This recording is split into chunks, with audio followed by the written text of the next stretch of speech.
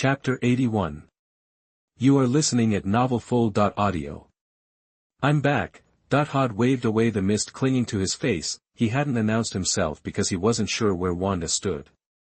That's why he kept quiet. Hod, wanna grab some dinner tonight? Hela glanced around the familiar courtyard, a flicker of annoyance in her eyes. She hadn't been there long, but she was already sick of it. Staying put just wasn't her thing, it was killing her. You want to go out? Hod looked at Hela, then nodded. Alright, let's do dinner.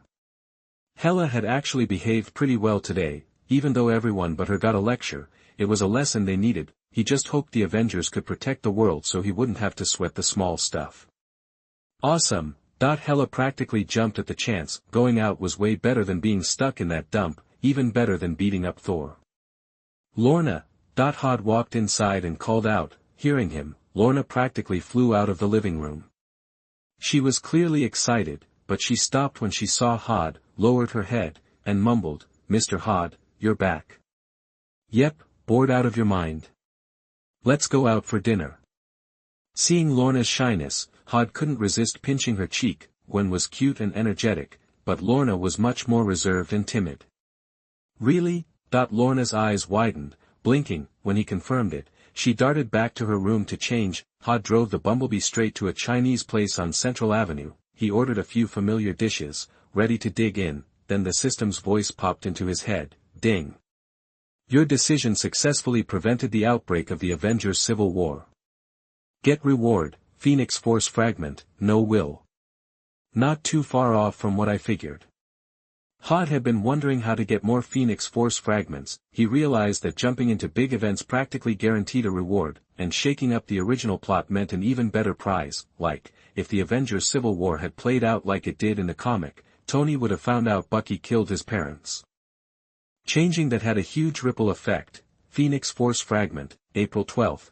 As soon as he got the fragment, a gentle power flowed through him. He could feel the new piece merging with the old, making him stronger. His power was growing fast.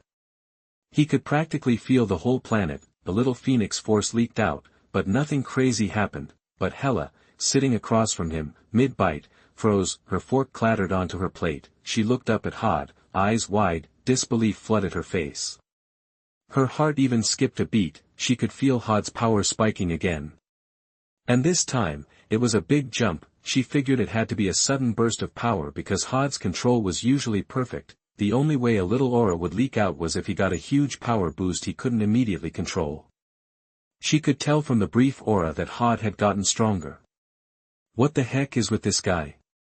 Can people from Midgard level up by eating? Hela's lips twisted in a weird mix of emotions. It was just demoralizing.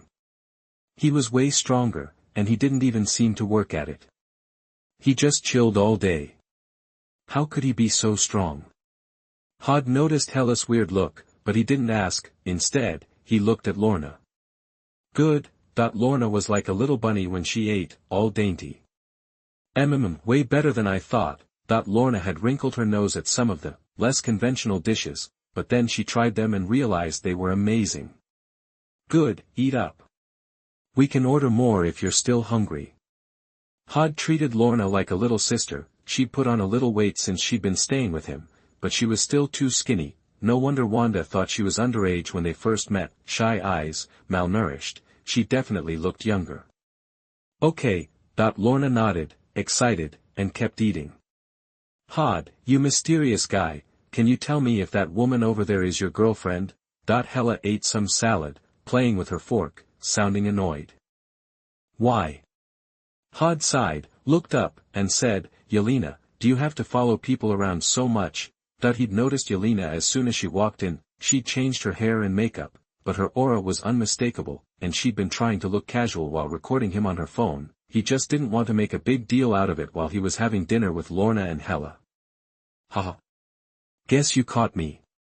The woman at the next table looked caught off guard. She'd gone all out with her disguise, even wearing sunglasses, but Hod had still spotted her. She'd gone to a lot of trouble to tail him. If Hod hadn't driven out, she might not have seen Hod. It's you.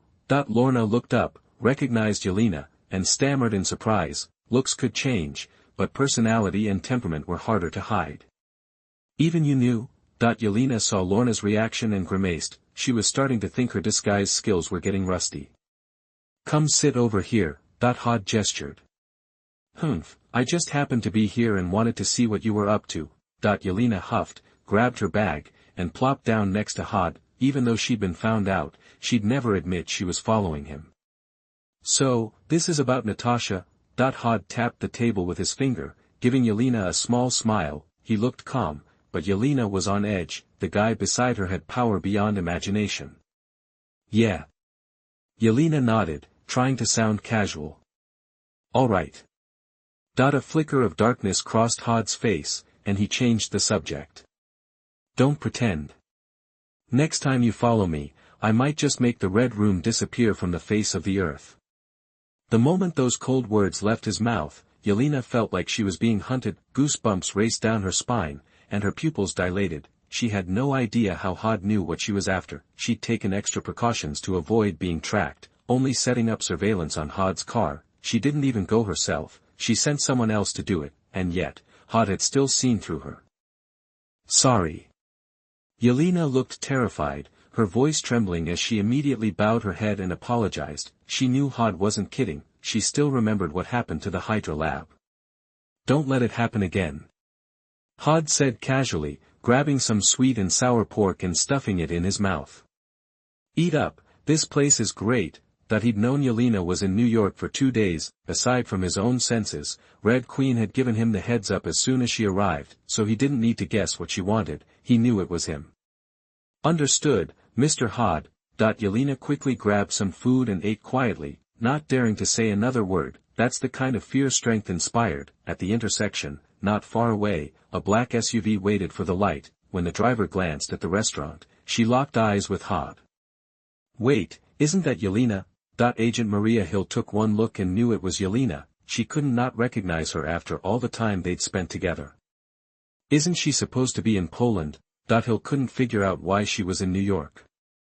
Last week, the Hydra lab in Poland got trashed. The bald black man wearing an eye patch, Nick Fury, said from the passenger seat, glancing sideways at the restaurant. Trashed? Hill exclaimed, shocked. Who has the guts to do that? That's Baron Strucker's territory.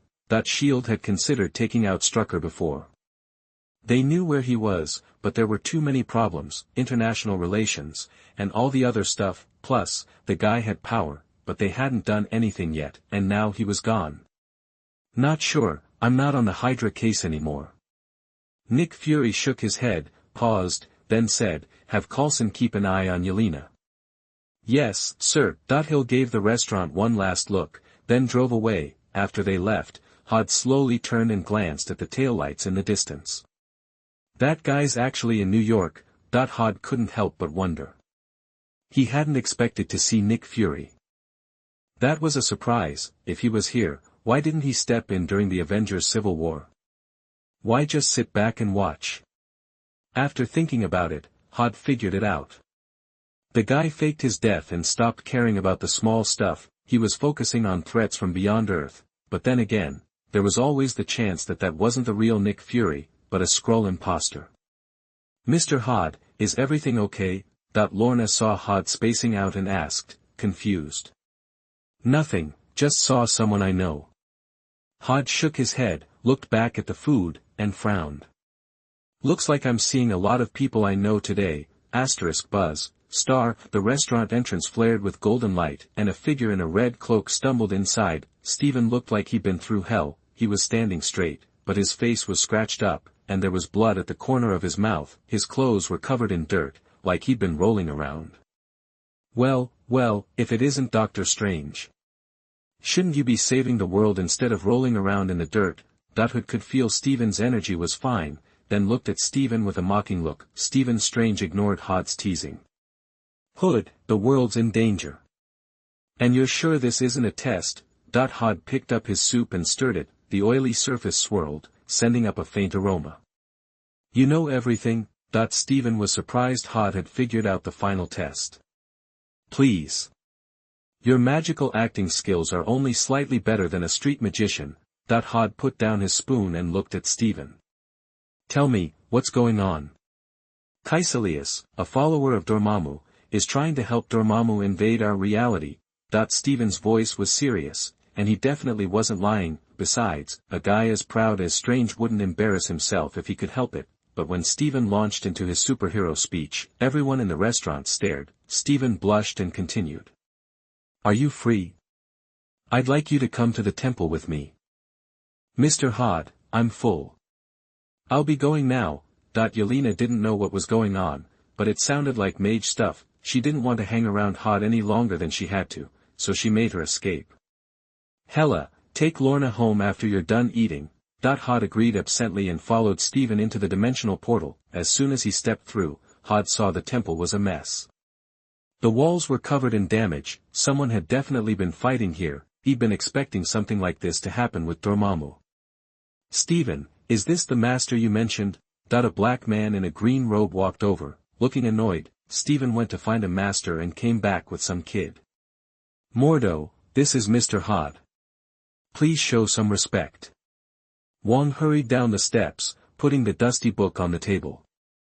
Mr. Hod. Mordo had never heard of the name, but he kept his mouth shut, seeing Wong's attitude. Mr. Hod, we asked you here hoping you can help us deal with Dormammu. Wong cut to the chase. Help you? Hod touched his chin, a smile playing on his lips. Sure, but you have to show me the Book of Vishanti. What? Absolutely not. Mordo's face turned thunderous, and he waved his hand. That was the most important artifact in Camartage, and outsiders weren't allowed to read it. Even Wong and Stephen looked uncertain. Chapter 82. You are listening at novelfull.audio. The Book of Vishanti is Camartage's most prized possession. Stephen looked hesitant, his expression complicated. Logically, lending it out was out of the question. Wong stood silently by, saying nothing. If you want my help, it'll cost you something, Hod said, a smirk playing on his lips. As if it were obvious, he was very interested in the mirror dimension contained within the Book of Vishanti, a space you can enter alone without affecting the real world. More importantly, everything in the space can be controlled with your mind. That kind of power was what he desperately needed. He couldn't even test the full extent of his strength without risking collateral damage, with a mirror dimension. He could cut loose, even in a fight, like against Agatha. He'd had to hold back the Phoenix Force as much as possible. Too many people were around. He wasn't about to level the neighborhood for kicks, because, get this, his current power level was easily a single universe. If he cut loose, the planet beneath their feet would probably crumble. Absolutely not. The Book of Vishanti is not for loaning. Mordo scowled, gesturing towards the door. Mr. Hod, please leave. He didn't believe some young punk could be so powerful. Besides, he'd never even heard of Hod before. The guy wanting to just borrow the Book of Vishanti was a real long shot. Not your call. Hod gave the chattering man a slight frown. You. Mordo glowered, teeth clenched, but he knew Hod was right. It wasn't his place. Why are you staring? Am I wrong? Hod turned his gaze towards Wong. Stephen. Wong's expression was conflicted. He also knew how powerful Hod was, and that he might actually be able to help them solve the problem. Their chances against Dormammu, with their current strength, were slim. Buzz. Like a page turning, the glass doors slid open, revealing several figures. A tall, gaunt man walked in with dark circles around his eyes, like the edges of a deep pit. He surveyed the room, a smirk spreading across his face. Wong. Fancy seeing you here. Cassius grinned, fixing his gaze on Wong. Cassius. You actually showed up. Mordo's face turned grim, a golden halo crackling around his fist. He was wary. Cassius was Gu Yi's prized student, and a formidable sorcerer in his own right. Just came back to clean house. Cassius, hands clasped behind his back, remained calm under Mordo's watchful eye. I can't believe you're still so stubborn, even bringing that thing with you. Rarely had Wong spoken with such venom. His eyes blazed with anger. The traitor had allied with Dormammu for his own selfish desires. Stubborn? Unwilling to change, Cassius threw his arms wide and laughed. It's you who refuse to see the truth. If he could satisfy Dormammu, he'd gain eternal life. What's with the raccoon eyes on this guy? Did he binge-watch too much TV? Hod snarked. This was worse than in the movie. His eye sockets looked like he was wearing black eyeshadow. More accurately, it was a mark from the spells he practiced. Caecilius had been one of the Ancient One's most gifted students, but he betrayed her, defecting to Dormammu, Lord of the Dark Dimension, twisting himself into this unholy form, a pitiable figure, perhaps, but one twisted by long-term suffering. Caecilius was here to destroy the sanctums and unleash Dormammu on Earth. Hearing that, Caecilius noticed Hod for the first time. When had he gotten there? He had made sure to scan the room. He'd spotted Mordo, Wong, and Steven. But how could he have missed this guy? Shrugging it off, he assumed a fighting stance. A shimmering, translucent magic sword materialized in his hand. Kill them. Caecilius wasn't in the mood for games. His followers instantly fanned out, attacking different targets, each wielding a transparent magic sword that seemed to bend the light around it. Who are you? With Wong and Mordo occupied, Caecilius turned his attention to Dr. Strange. Stephen Strange. Stephen saw Caecilius approach and gripped his disc-shaped shield tighter. You can call me Doctor. Stephen. Caecilius had heard of Stephen, though he hadn't met him. He launched himself off the wall, hurtling towards Stephen. Killing a genius would be fun. Crap. Stephen prepared to fight, but his shield flickered twice and shattered. At the last second, he summoned a magic whip, golden light flashing around his hands. He barely managed to parry Caecilius' attack with the whip, but the difference in skill was vast, and a single kick sent him flying. Caecilius advanced, and Stephen scrambled to his feet. The others weren't doing much better. Mordo was surrounded by 3 opponents. Fighting in perfect coordination, he couldn't handle them all at once, and they slowly forced him back. Bang! Buzz. One of the magic swords slammed against Mordo's energy shield, a flicker of triumph in Mordo's eyes, and a magic whip instantly formed in his right hand. Buzz buzz buzz. He lashed out, neatly knocking the man in front of him off his feet. He leaped backward, the whip a golden whirlwind, forcing the others to retreat. Ha! The whip cracked through the air, striking one of them. The man flew back and crashed into the wooden floor. Okay. One down. Mordo sighed with relief. Dealing with one of them would lighten the load. Buzz. A deafening noise came from behind him, startling him. He whirled around to see one of them leaping through the air, a magic spear in his hand, too close to dodge. This was it. Mordo's pupils constricted. Get out of the way. At the last second, Wong grabbed a nearby fighter and threw him. The man collided with the attacker, throwing off his aim. The spear grazed Mordo's waist and plunged into the floor. Boom! The floor splintered, sending shards of wood flying. The spear vibrated, humming, and dust swirled around it. Mordo, watch out! Wong was about to warn him, when a portal flashed into existence behind him. His eyes widened as a man lunged through the portal, tackling him. They tumbled down the stairs to the first floor. Wong groaned, winded. These guys were tough. Former disciples. To read the exciting novels, go to Falun Novel Network. They had turned their backs on everything and joined Caecilius. He scrambled to his feet.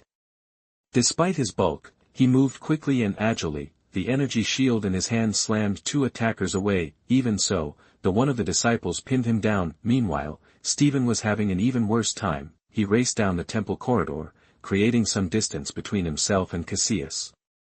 He clasped his hands together, casting a spell, a red light blazing in his hand. Fire was the perfect tool for this narrow space, but before he could unleash it, Caecilius appeared, knocking the spell away with a flick of his sword.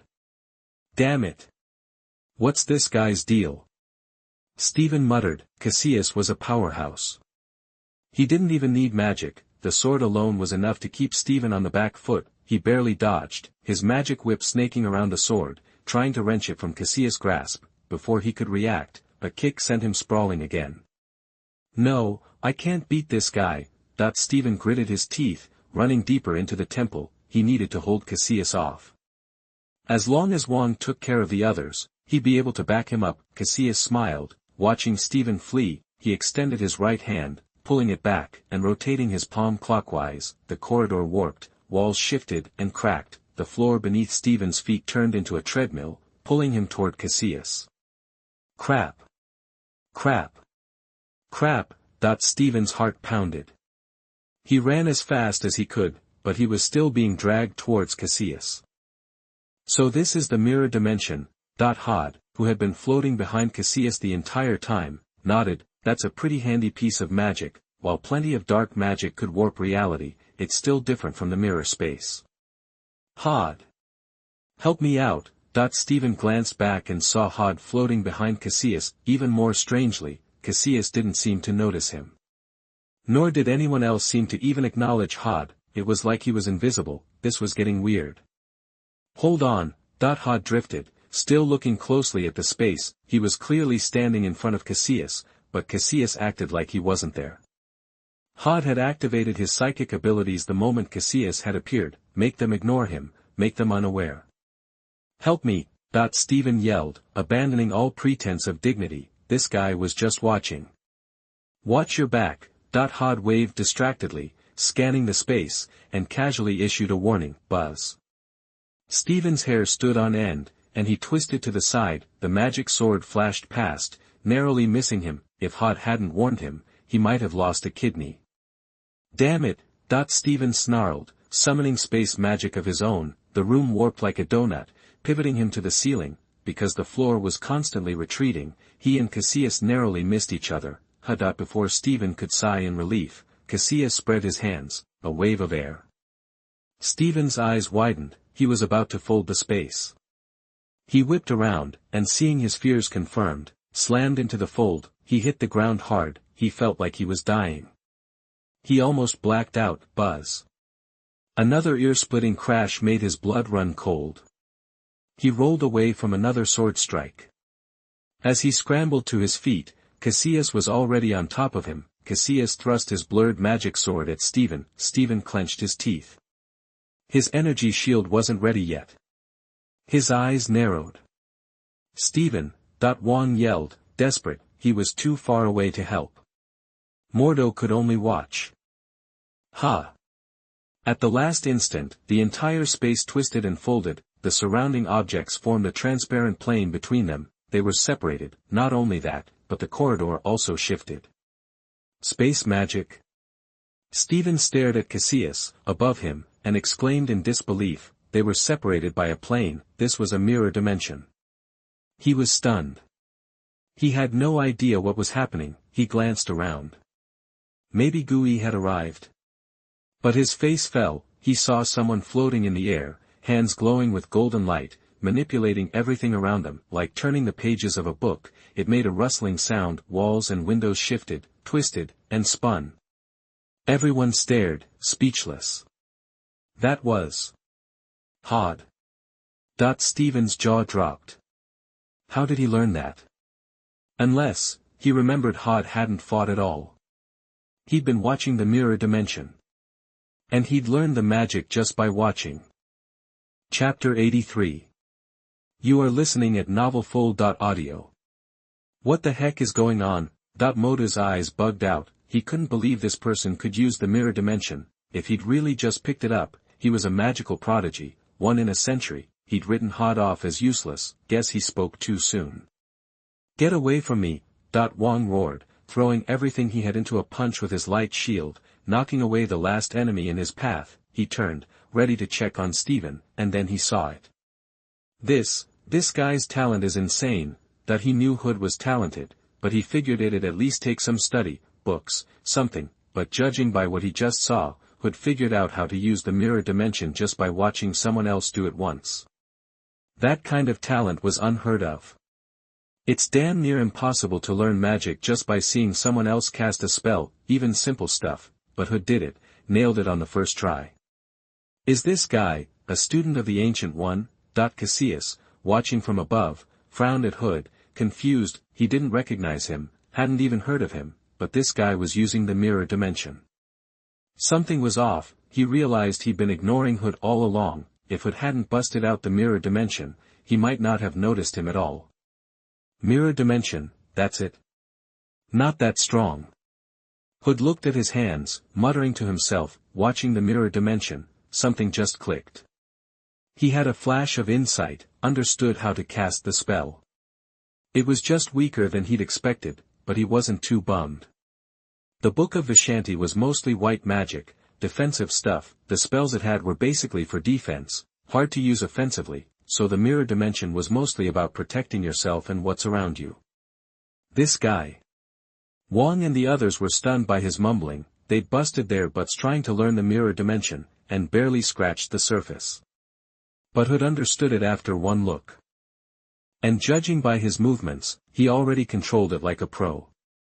"Who are you?" Cassius stared at the figure floating in the air, frowning. The guy was a complete unknown. He should have noticed him, with his power, but whatever. "Did you stay up too late?" Eyesight going bad. Hood looked up at Cassius, a smirk playing on his lips. Cassius's face darkened. Hood's casual attitude was a clear insult. He might have the mirror dimension down, but he was nowhere near dark magic. "Kid, you should stay out of fights that don't concern you." Cassius waved his hand, the magic sword shimmering, distorting the air. He leaped, and the whole mirror dimension shifted, like floating in zero-G. He was in front of Hood in an instant. A fierce look flashed in his eyes. No matter who this kid was, his talent was too dangerous. He couldn't be allowed to get any stronger. "You better watch your limits." Hood rolled his eyes as Cassius jumped. With a flick of his finger, Cassius was sent spinning into a wall, like a discus. "You're this weak, and you thought you could take me?" Hood looked at his enemies with disdain, like they were disgusting bugs. They were all so weak. If he wasn't trying to learn more magic, he'd have sent them to hell a long time ago. "Damn it!" Cassius struggled to his feet, ordering his men. "Buzz." With his command, the four guys beside him charged Hood, two on either side. Their hands glowed gold, pulling out magic whips. As they closed in, the whips snaked towards Hood's hands and feet. Asterisk whoosh whoosh whoosh. Star. The whips cracked, binding Hood's limbs. They pulled hard, stretching Hood out, like he was about to be torn apart by wild horses. "Help him!" Moda's eyes went wide. He started to rush forward, but Wong stopped him. "Hold on." Wong saw the smile on Hood's face. He didn't know what Hood had up his sleeve, but he knew someone favored by the Ancient One wouldn't lose to these chumps. "Bolt of Balthak." Cassius seized his chance, purple lightning crackling between his hands. He leaped, thrusting his palms at the tied-up Hood. Blinding lightning blasted from his palms. A dark purple dragon roared toward Hood. The air crackled and split as the lightning closed in. It tore a hole in space. "Hood!" Stephen yelled, breaking out in a sweat. "Ha!" Hood grinned, glancing at the four guys holding the whips. Just a glance, and they felt something was wrong. A massive force surged through the whips in their hands. Hood yanked, and the whip snapped. In a flash, he raised his hand, catching the dark purple lightning, turning it to dust. Stephen and the others were speechless. If they weren't mistaken, Hood had just caught the bolt of Balthak with his bare hand.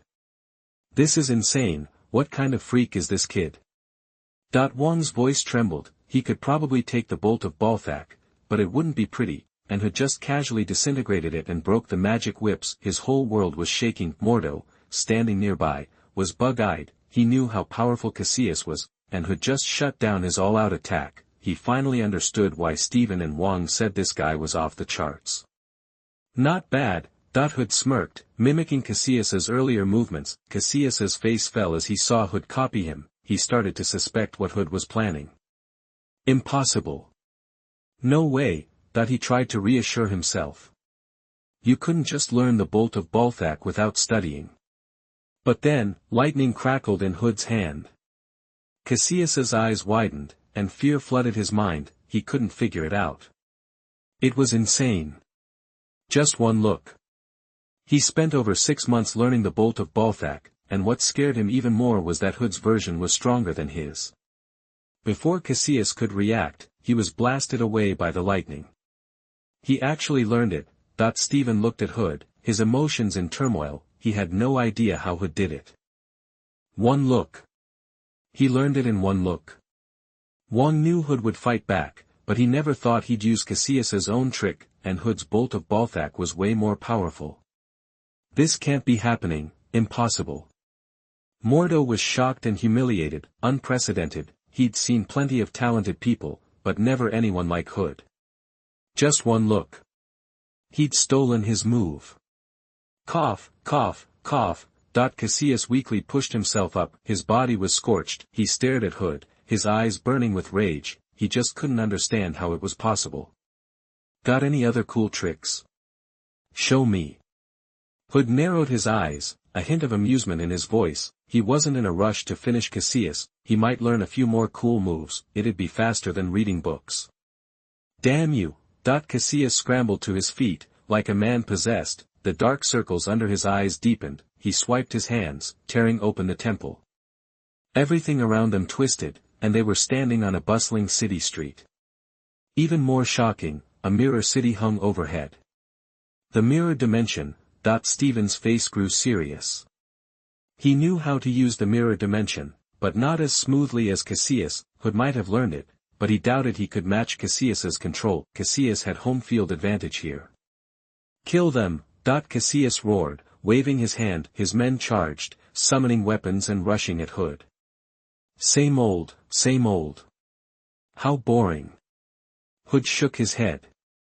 He'd hoped for something new. He reached out to wipe them all out. Buzz starred at a golden flash, and the Ancient One stood in front of him. She wore a yellow robe, her eyes cold and distant. Slowly, she pinched 3 fingers, the world spun, like a building about to collapse. The men fell, screaming as they hit the ground. Master! Stephen and the others started forward, only to find the street had split. Hypocrite! Cassius spat, cursing as he saw the Ancient One. His men gathered, lashing whips at the Ancient One. But the whips exploded on contact, failing to harm her. Cassius gritted his teeth, summoning a magic sword and charging. His attack was swift, but the Ancient One calmly dodged. At the same time, she cast spells, turning the mirror dimension into a grinder. It crushed Cassius's men, one by one. As screams filled the air, Cassius raised his hand, summoning a ball of light. It blasted towards the Ancient One's face. A powerful gust of wind, her hood flew back, revealing a red mark on her forehead. Stephen and the others were stunned, they recognized it. The mark of Dormammu. The Sorcerer Supreme used dark magic. Master, what is this? Stephen shouted, his voice trembling. I used Dormammu's power. The Ancient One's tone was calm, but doubt lingered in their hearts. They thought she used the magic of Vishanti, but she used black magic. Their hearts were in turmoil. Cassius saw the Ancient One's moment of hesitation, and a flash of glee crossed his face. He lunged, summoning another sword and stabbing it towards her chest. Ancient One, seeing this, Hood flew towards her, but a blast of wind knocked him back. This old geezer is playing games. Hood knew the Ancient One had created the wind. He frowned at her meaningful look. Cassius's blade pierced through the Ancient One's gut. It worked. Cassius was shocked, unbelievable, seeing Stephen and the others charge. He didn't pursue the attack, he opened a portal, allowing his men to escape. Master! Stephen rushed to the Ancient One, trying to stop the bleeding. Mordo and Wong were speechless. Dormammu's mark and everything happening were too much. You're not going anywhere. Stephen watched Cassius escape, his voice shaking with rage. Buildings started to collapse, but Cassius blocked him. Stephen and his friends could only watch him leave. Stand back. Hood stood in front of them, shattering the mirror dimension with a punch. A terrifying force erupted. The city collapsed. Buildings, streets, all shattered like glass. Chapter 84. You are listening at novelfull.audio. Crack, crack, crack, bang. The shattered glass exploded into a sky full of glittering stardust. The mirror dimension collapsed, and everyone plummeted into the void. A wave of intense weightlessness hit them. Then, in an instant, everything changed, and they were back in the temple. Cassius leaped, and his head swam as he landed. He was stunned. What the heck just happened? He whirled around and saw Hood, and a cold dread slithered down his spine. If he wasn't mistaken, Hood had just shattered the mirror dimension with a single punch. What kind of freak is this? How is that even possible? But even though the architect controls the mirror dimension, destroying it requires energy output dozens of times greater than the user's power. So, it's basically impossible to break it. He initially thought this Hood was just magically talented, but this guy's power was beyond anything he could have imagined. Plus, he finally got it now.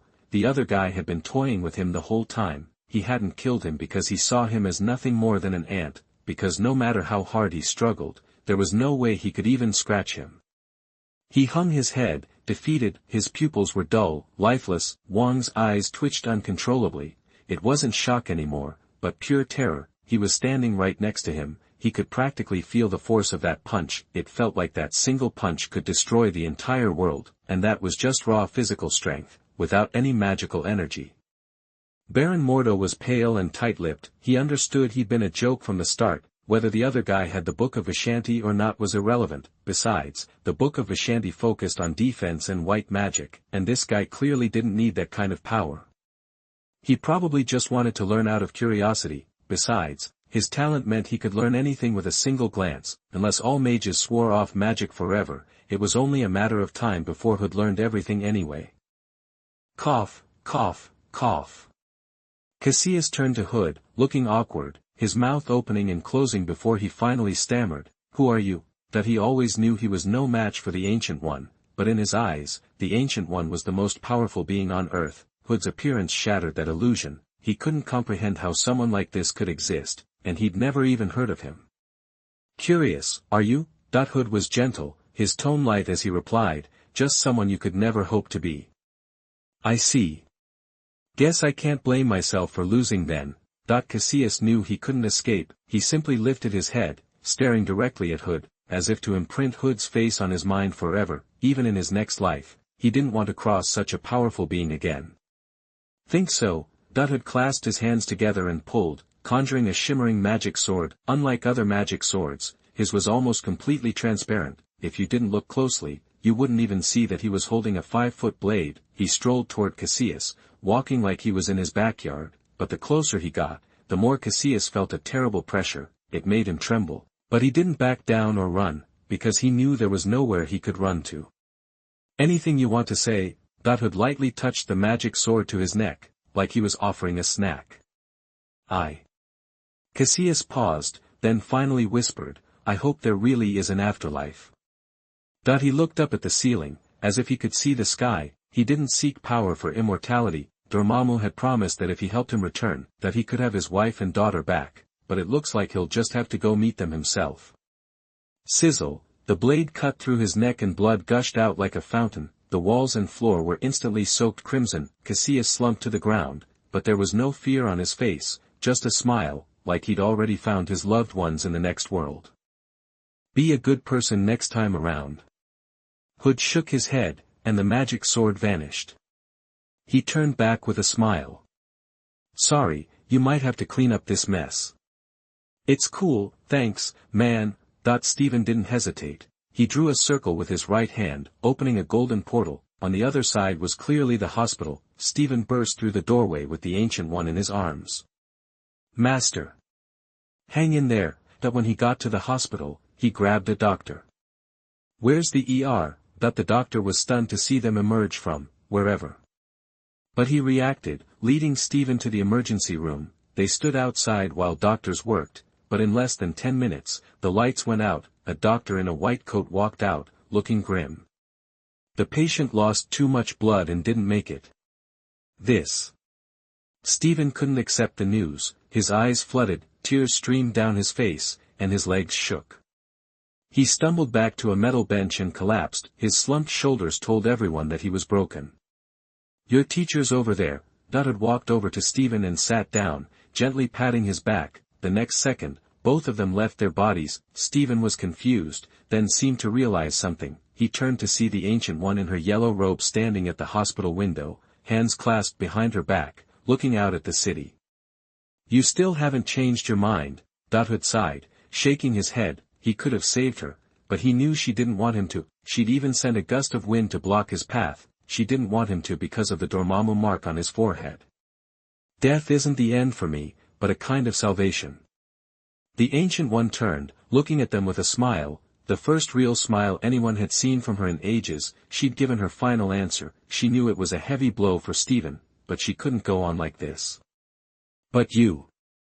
Steven clenched his teeth, wanting to object, but the Ancient One cut him off. "I've lived long enough, seen enough, that's enough." Honestly, she hadn't felt this relaxed in ages. Bearing so much pressure for so long had taken its toll. Almost time. The Ancient One looked up at the sky, then turned back to Hood with a serious expression. Hood, I want you to be Stephen's godfather. That she knew Hood's power surpassed her wildest dreams. It would take a long time for Stephen to grow strong enough to protect the Earth, but with Hood around, it wouldn't be a problem. What? No way. Absolutely not. I'd never let someone younger than me be my godfather. Stephen, who'd been grieving, suddenly roared in protest. Having someone like him as his godfather was too much. It was insane. Stephen. Are you not understanding me? The Ancient One snapped, annoyed. Her tone stunned Stephen. He'd never seen her so angry. I'm begging you, Hood. The Ancient One turned to Hood, a pleading look in her eyes. Even though she'd given up her responsibilities, she still couldn't bear to let go. After all, this was the thing she'd dedicated her life to, and Stephen needed to be strong enough to protect it, but that would take time.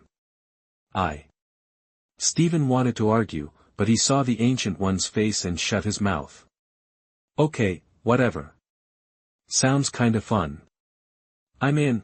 A mischievous look flickered across Hood's face. He knew it would be annoying, having to protect some grumpy uncle, and one who liked to show off, no less, but then again, having Stephen call him Dad might be worth it.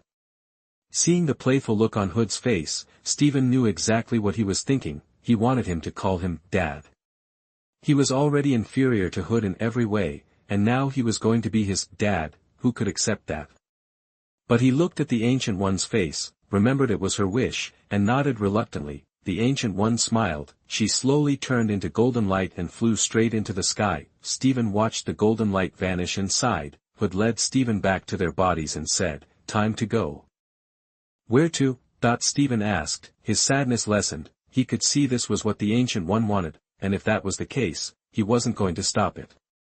Let's go find Dormammu and tell him to leave Earth alone.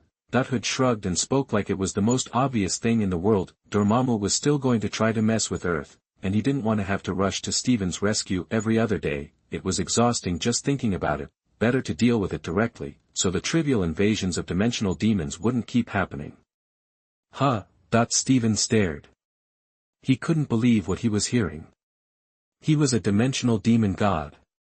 Asking him not to disturb the Earth was like asking a dog not to pee or poop anywhere. Why were you so surprised? Coming or not, Hood rolled his eyes. And by the way, I'm your father. Seeing the look on Stephen's face, like he'd just swallowed something nasty, Hood beamed. What was all that about? Just then, Mordo and Wong walked over, looking sad. They'd noticed Hood and Stephen going all astral. Just now, Master Ancient One. After Stephen explained everything, he continued, and Hood said he's going to go play with the dimensional demon. They were both stunned. What kind of crazy talk was that? Going to find the dimensional demon? That was practically suicide. I absolutely don't agree with this. Wong immediately objected. No human should ever seek out a dimensional demon. I know you're powerful, but the dimensional demon is an incredibly powerful being. Mordo shuddered just hearing the name. He'd never met anyone so bold. You sure you don't want to go? Then I'm off. Hood smirked. He was actually looking forward to it. He'd heard all about this demon god, but never seen him. This was a perfect opportunity, and who knew who was in danger. He waved his right hand and opened a portal to the dimension beyond. Looking through it, they could see a dark world with strange lights and planets floating everywhere. Gloomy black fog filled the place, and the whole thing looked utterly alien. It was the first time the others had seen the dark dimension, and feeling the evil energy pouring out of it, their faces fell. If you don't want to go, whatever. I'm going. Hood stepped through the portal without hesitation. The other three looked at each other, then gritted their teeth and followed. In the dark dimension, the overwhelming feeling was darkness. Then there were countless small planets floating around, shining with eerie light. The light was dizzying, and they could vaguely make out floating tentacles. While the others were tense and alert, Hood was like he was on a picnic. He wasn't scared at all. He was relaxed. He was fearless because his Phoenix Force was enough to scare Dormammu off. I'm betting my life on you. You better know what you're doing, Stephen said, his voice tight. He didn't want to come here and get stuck in this hellhole forever. I'm regretting coming to this damn place. Wong gritted his teeth, his face wobbling. He regretted coming along for no good reason. Mordo looked despairing. We're dead. After entering, they could all clearly feel the oppressive atmosphere of this place. Don't worry. Hood spread his hands, trying to reassure them. We're just here to warn Dormammu, not kill him. Huh. Stephen and the others were speechless. What was the difference? They were all going to die either way. Chapter 85. You are listening at novelfull.audio. Rumble. A strange, loud noise echoed as the surrounding planets vibrated violently. Though small, each planet glowed with different colors. The sensation was an indescribable sense of oppression. Hearing the noise, everyone turned to look. An enormous eye filled their vision. The eye pulsed with purple light, dwarfing even the small planet they stood on. Stephen and the others froze, their hearts seemingly stopping. Could humans actually defeat something like this? If it wasn't too late, they'd turn tail and run. The purple eye slowly receded, disappearing into the darkness. Then, another purple eye appeared. Gradually, a huge, grotesque face emerged. It belonged to a humanoid creature, but its face resembled the surface of its body looked like solidified, brown sea waves. Countless pits and fissures marred its form, and fiery red traces glowed along the edges, like surging lava, its terrifying eyes fixed on them, radiating an unprecedented sense of dread. They finally understood the vast gulf between themselves and this dimension's demon god. Intruders, you have trespassed in the dark dimension without permission. The punishment is irreversible. Dormammu roared, his voice booming from his terrifying mouth. His tone made it clear he was furious. He'd felt these damned intruders the moment they arrived. Within the dark dimension, he sensed everything. Wait. You're from Camartage. Dormammu's eyes widened. He never expected anyone from Camartage to come here to die. So what? Stephen gritted his teeth, squaring his shoulders. Turning back wasn't an option. Ha ha ha. You tiny ants dare to enter my dimension seeking death. You've come to your doom. Dormammu chuckled, a low, menacing sound. He was thrilled. He loathed the people of Camartage. If they were offering themselves up for slaughter, he was happy to oblige. If it weren't for you, the Ancient One wouldn't have died. Stephen's disgust for Dormammu was palpable. If not for him, things wouldn't have come to this. Unconsciously, he began gathering power in his hands, a golden halo shimmering around them. What? The Ancient One is dead. Hearing this, Dormammu threw his head back and roared with laughter. The deafening sound made their eardrums throb, even the ground beneath them trembled. Young man, are you here to bring good news? For Dormammu, this was the best possible news. With the Ancient One gone, no one on Earth could challenge him. Seeing Dormammu's smug expression, Stephen and the others looked grim. Tell me, you pathetic little reptiles, how do you want to die? Dormammu leaned in, addressing them like insects. No one spoke, but their resentment was clear. To Dormammu, it was an affront to his power. With a thought, countless purple beams of light rained down, striking the four of them. Dust and smoke billowed, and a massive energy burst erupted on the tiny planet. Boring reptiles. Dormammu turned to leave, about to fade into the darkness. Suddenly, his eyes snapped open in surprise. Disbelief flickered in his gaze. He could still sense the four insects. They were alive. As the dust settled, they stood there unharmed. The man at the front smirked, a playful glint in his eye. Seriously, is that all you've got? Hood, hands in his pockets, grinned at Dormammu. He had to admit, he'd been surprised when he first saw Dormammu, not because he was scared, but because the guy looked so weird. He'd believe it if someone said they were developing real estate on him. All those trenches made him feel physically and mentally uneasy just looking at them. Tiny reptile, how dare you defy me? Dormammu was stunned that they'd survived his casual attack, and this ant dared to resist. His eyes narrowed, and the stones of the surrounding planets morphed into massive pillars, hurtling toward Hood and the others. Get behind me. Hood calmly pulled one hand from his pocket and waved it in the air. A dark red barrier instantly surrounded them. The moment the stone pillars touched the barrier, they disintegrated into dust. Dormammu seethed with rage.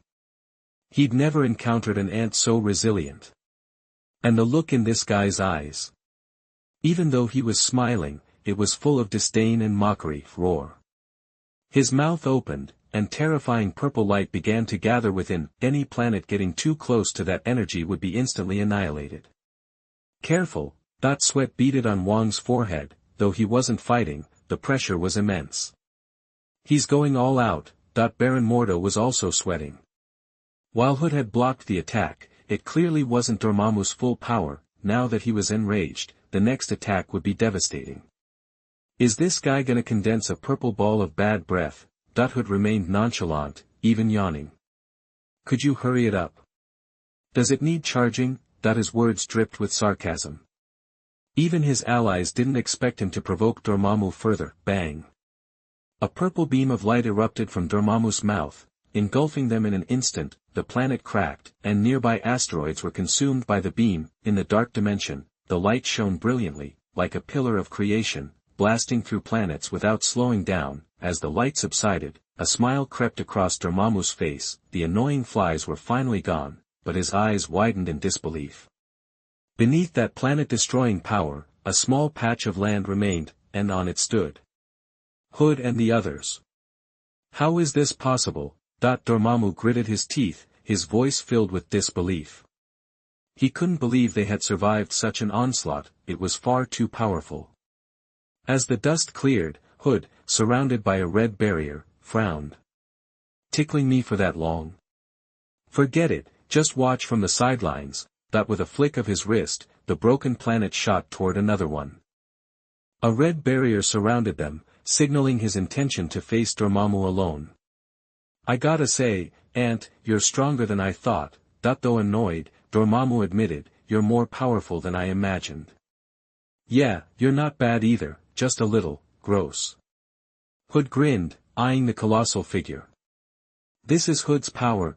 Stephen mumbled in shock. Now he understood why the Ancient One insisted on Hood as his godfather. His strength was unbelievable. He'd never heard of anyone fighting Dormammu like this, and he was so calm, so nonchalant, like he didn't care about anything. I finally understand how wide the gap is between people. It's bigger than the gap between people and dogs. Wang's eyes twitched. Hood was too arrogant. And judging by his expression, he wasn't even trying hard. He seemed to be touring a scenic spot. Dormammu abandoned the talk. He hadn't been this angry in ages. Countless energy swords materialized, radiating terrifying power, and shot toward Hood. They moved at the speed of light, impossible to follow with the naked eye, leaving only afterimages. As they approached, they exploded. More swords formed in the sky. The dark dimension seemed filled with a swarm of them. In the darkness, Dormammu's power seemed limitless. The swords looked like galaxies, each with a different color, but one thing was certain, Stephen and the others couldn't withstand a single one. Stephen's Adam's apple bobbed nervously. You sure Hood will be okay? Not sure, but, probably, maybe, nothing will happen. Wang answered, trembling. If Hood fell, they'd be left here for sure. He massaged his temples. It was a sight he'd never forget, but far too shocking. In less than 10 seconds, hundreds of millions of swords had been unleashed. Huff. When it stopped, even Dormammu sighed in relief. His energy might be infinite, but that didn't mean he couldn't get tired. No human could survive such an attack. But then, Hood reappeared, bathed in a faint red light. He cracked his neck and said impatiently, "You call that a massage?" Stephen and the others were speechless. They'd thought Hood might survive, but not this easily. It was like taking a bath after a massage. This was Dormammu, for crying out loud. Was it really okay to be so casual? Damn it! Damn it! Damn it! Dormammu's voice echoed through the dark dimension. His roar was so powerful that the surrounding planets showed signs of crumbling. Look, why so mad? Hood shrugged, spreading his hands. If you're gonna whine, just keep going. Before Hood could finish, countless purple hands sprouted from the planets, reaching for him, trying to break the dark red shield. Okay, that's not my thing. A fiery red light flashed in Hood's eyes. He flicked his right hand in both directions. The Phoenix Force rippled through the void. The tentacles touched the energy and turned to dust instantly. Everyone was shocked. Is that the Phoenix Force? Dormammu was stunned. He'd felt that power. He knew it well. It was the Phoenix Force. He knew it was one of the oldest and most powerful cosmic entities. He'd never imagined this little reptile would possess such power. Now he understood why Hood wasn't afraid. He had this terrifying power backing him up. Hood waved his hands, his body began to radiate an immense energy, dark red light poured out like a flood. The terrifying power and oppressive force made Dormammu uneasy, even more frightening. As the Phoenix Force overflowed, it began to destroy the dark dimension. Gradually, everything was being dissolved into nothing. Phoenix Force. Stephen was stunned. Then he realized, so that's why you're so gifted. If that was the case, everything made sense. The reason Hood was here was because of the Phoenix Force. His body can withstand such a terrifying force. Wong's voice trembled, and his expression was one of shock. The Phoenix Force was too strong, normal people couldn't absorb it. Their bodies would explode. And using it came with great risks, but Hood seemed to control it effortlessly. Dormammu watched as the Phoenix Force annihilated the darkness. No. Die. He tried to stop the invasion, but his energy turned to dust when it touched the Phoenix Force. Oh, just kill him. He started to try to kill Hood, but he suddenly remembered that no matter what kind of attack he used, this guy would remain unscathed. Young man, you win. Dormammu looked at the shrinking dark dimension, and even his voice began to tremble. Without it, he would be devoured by other demons. All his power came from the dark dimension. The Phoenix Force eroding it was a disaster. After he spoke, Stephen and the others were shocked. Dormammu was begging for mercy. Chapter 86. You are listening at novelfull.audio. Dormammu grudgingly looked up at the man facing him. I promise you, that he was cornered. A fight to the death with Horde would benefit no one. Compromising was his only way out. Besides, humans had such short lifespans. He could always invade reality after this human kicked the bucket. Dimensional demon gods, on the other hand, had practically endless lives. You made the right call. Horde didn't push Dormammu any further. He was powerful enough to take on Dormammu now, but this was the dark dimension, not exactly his home turf. Plus, his condition was simple. Dormammu had to stop messing with reality. As Horde and his group turned to leave, Dormammu couldn't help but sigh. This guy was more like a Dark Lord than he was. Ding. You forced Dormammu into a deal. Reward, Ancient Doomsday Bloodline, Premium. Oh. Guess I'm on a roll. Horde was genuinely surprised. The Ancient Doomsday Bloodline was seriously powerful. Ancient Doomsday Bloodline, high quality. A stable Ancient Doomsday Bloodline, pure and free of impurities, perfectly adaptable to any human, with no chance of rejection. He knew how awesome this reward was. What was Ancient Doomsday known for? For starters, it could resurrect infinitely, basically immortal. Not quite Silver Surfer level, but its uniqueness was terrifying. Ancient Doomsday constantly adapted to its environment and battles, evolving without end. If someone torched it with fire, its flame resistance would skyrocket after resurrection. That's what made Ancient Doomsday so scary. Captain America might wear you down, but Ancient Doomsday was the bloodline that never quit. The near-invincible setup got Horde's heart racing. The Zodiac Talisman gave him healing and regeneration, sure. But this was different. He could adapt. If he couldn't adapt, he'd get slaughtered by strong enemies again and again. What was even more exciting was that this Ancient Doomsday bloodline was stable. No weird transformations to worry about. Even better, no side effects. While Horde was processing the reward, someone was watching him. He must be the strongest guy on Earth, right? Stephen stared at Horde's spaced-out expression, thinking hard. The battle they just witnessed had been unbelievable. An entity who could make Dormammu beg for mercy, and inside the dark dimension, no less. Stephen knew that in the dark dimension, Dormammu was practically God, untouchable. He'd been wondering how he would survive. Answer. He wouldn't. He'd just try to reset time, but even that couldn't hurt Dormammu. Plus, that had its drawbacks. It could resurrect him, but it would leave scars. Stephen wasn't alone. Wong and Mordo were still reeling. They'd seen the Phoenix Force, but they'd never imagined anyone using it to make Dormammu back down. It was unheard of. Now, it was real. Wong looked at Horde, a complex expression on his face. Now he understood why the Ancient One had treated Horde with such respect. This guy was seriously dangerous. If he was in a bad mood, he could wipe out the planet, Mordo. His brain was fried. This power wanted to peek at their Book of Vishanti. Embarrassing. The Book of Vishanti was precious, but not to someone like this. This was someone who could take on Dormammu and win, and he was hanging out on Earth, not causing any trouble. Earth was damn lucky. Something wrong? You got something to say? Horde noticed Steven staring at him, a weird look on his face. He smirked. Today's events had clearly blown Steven's mind. Steven hesitated, mouth slightly open, then shook his head. No.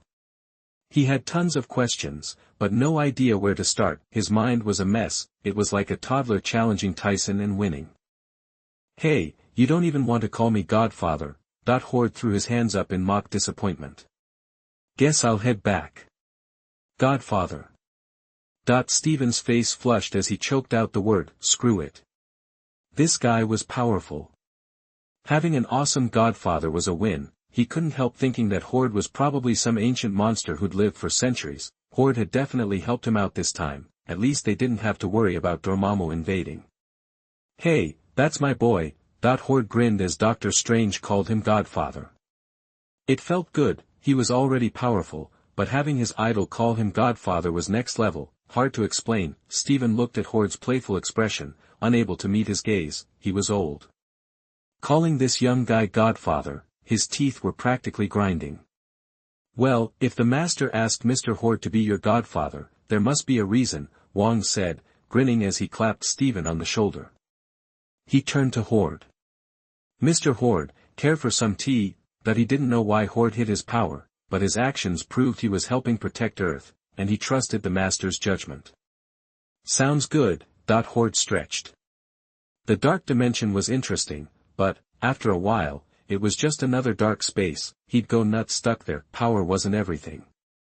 Enjoyment was what mattered. He sat cross-legged at the antique tea table, facing Wong instead of the Ancient One. Wong was trying to mimic the Ancient One's movements, making tea with a clumsy touch. You got a lot of questions, huh? Horde sipped the tea, smirking. He could see Wong was dying to ask something. Wong paused, then smiled honestly. Nah. I want to know, but I don't need to ask. He just needed to trust the Master and do his job. Curiosity could be a bad thing. A moment later, Baron Mordo entered, looking solemn and carrying a book. Mr. Horde, the Book of Vishanti you requested. He'd gone to get a copy. Someone that powerful, was probably just curious. Besides, Horde had solved a major problem. The Ancient One was gone, and the position of Sorcerer Supreme was vacant. If Horde didn't care, Dormammu would invade sooner or later. Offering the Book of Vishanti was his thank you and apology. The Book of Vishanti. Horde opened it, scanned a few pages, eyes narrowing and mouth curving into a smile. The magic inside was more interesting than he'd expected. All white magic and defensive spells, but they could work wonders. Steven and Wong sat by, silently approving of Mordo's decision. It's getting late. Horde drained his cup of tea. Good tea. I like it. Time to head back and relax. He stood and opened a portal to the manor. He vanished in a flash of golden light. To read the most exciting novels, go to Falun Novel Network. The manor had plenty of buildings. Besides Horde's main house, there were several single-family villas. Those were for guests. Considering Hela's situation, she got her own villa. She was family, but still, it felt a little awkward. Wanda came over sometimes, and Gwen might visit in the future. Could be embarrassing. The houses weren't exactly soundproof. Back home, Horde thought about inviting Wanda over. No ulterior motives. He just wanted her to chat with Lorna. They'd met briefly last time, but hadn't had a chance to talk. But when he called Wanda, she said she was swamped. Not surprising. Baron Zemo had made a mess last time. The feds were definitely leaning on the Avengers to help investigate. She couldn't visit, but Wanda insisted on a video call all night. Horde suspected she was worried about him and Hela getting cozy. He smirked. If he wanted to, night wasn't the only option, but he stayed on the phone, chatting with Wanda late into the night. Sometimes, spiritual connection mattered just as much as physical. The next morning, This ancient doomsday thing is wild. Horde reclined, soaking up the sun. He could feel the changes in his body. As the sunlight hit his skin, it penetrated deeper, his cells were already transforming to block the UV rays. Guess it'll be tough to get a tan. Horde sighed dramatically, shaking his head. Ancient doomsday blocked side effects, and tanning was technically a side effect, but there were other perks. The ancient doomsday was using the heat to nourish his body, improving him from the inside out, making him stronger over time. Just as Horde was enjoying the peace, he frowned, looking at the sky. Dark clouds were gathering in the distance, lightning flashing and thunder booming. Who's this time? Horde could feel a force gathering inside the clouds, and it felt familiar. The Rainbow Bridge? The next second, Horde knew where it came from. He'd felt that energy in New York when Thor showed up. This was the same. He stood, squinting at the distance. He could see for miles. Gods. Meanwhile. Boss, abnormal energy fluctuations detected. Inside the Avengers base, Tony was chewing on a lollipop, signing documents. He frowned. Where? What kind of energy? Tony asked. He'd barely had time to relax, and something else was happening. Level 3 energy fluctuation. High risk. Friday reported, her voice serious. Okay. Tony located the source and sent a team to investigate. Meanwhile, on the plains outside the city, thousands of golden-armored warriors stood in formation. Their power was immense. They looked like solid gold, shimmering in the light. In front of them stood a single figure. The warriors looked at him with reverence. As long as he was there, nothing could stop them. The figure wore armor, with white hair and a beard. He sat on an 8-legged warhorse, radiating power. It was Odin. Thor, is this it? Odin asked calmly, pulling on the reins. Reporting, Father. Hela's presence is nearby. Thor frowned, sensing the area. He nodded. He knew Hela's energy, even if it was faint. Good. Odin grunted and dismounted. He clenched his right hand, and golden light appeared. The light sent trees and dirt flying. This was Odin's weapon, the Spear of Eternity. He slammed it into the ground. The power spread rapidly. Boom. The ground around the spear shattered. A golden shockwave rippled outward. The earth shook. Odin roared, his voice booming, Hela. The All-Father has come. Show yourself. The sound echoed for miles, shaking the whole east coast. Even the clouds scattered. Chapter 87. You are listening at novelfull.audio. Boom. A figure plummeted from the sky, crashing into the ground. The impact sent dirt flying as a woman in black tights landed, her features striking. Her eyes burned with excitement mixed with raw anger. Odin. So the old coot actually showed up. Thought you'd be cowering somewhere. Hela's lips curled into a sneer, her eyes promising violence. Odin was her ultimate target, the guy who dared lock her away. Hela. Shut your mouth. You will address him as the father of the gods. Seeing Hela instantly flooded Thor's mind with memories of his past humiliation. He glared at her, barely restrained. If Odin wasn't there, he'd be all over her. He would never forget what she did to him. Well, if it isn't the hammer god. Crawled back to mommy, did you? Hela crossed her arms, tilting her chin, her eyes glinting with mockery. Seeing her brother, his face contorted with rage, brought her a twisted kind of joy. You? Thor's voice shook, his eyes blazing. Hela's words hit a nerve, making him look pathetic, because without his hammer, he couldn't control lightning. He was supposed to be the god of thunder, but he needed Mjolnir to prove it. She was right, though. Without Mjolnir, he couldn't tap into his true power. The hammer was convenient, but it was also a leash. Without it, he was powerless to unleash what was inside him. Frigga is dead. Odin's voice broke through, heavy with sorrow as he delivered the news. Hela's fiery anger seemed to deflate, replaced by a stunned silence. Frigga was gone. She wasn't her real mother, but she was the one who cared most. No matter the injustice, Frigga had always been there for her. Even as she was being imprisoned, she knew Frigga had pleaded for her. The news struck her hard. You deserve to die for failing to protect her. Hela focused her hate onto Odin. In her eyes, he dropped the ball. Hela, after all this time, you're still the same. Odin frowned, watching her. He knew what she was like, but seeing it still bothered him. "Oh, I'm supposed to be nice to you. If you just groveled at my feet, maybe I'd be all sweetness and light." Hela wasn't about to cut Odin any slack. All she felt was white-hot anger. She wanted to see him dead, right in front of her. That was the only way to ease her pain. "Damn it! Don't you dare talk to your father like that." Thor couldn't take it anymore. He pointed a giant battle axe at Hela.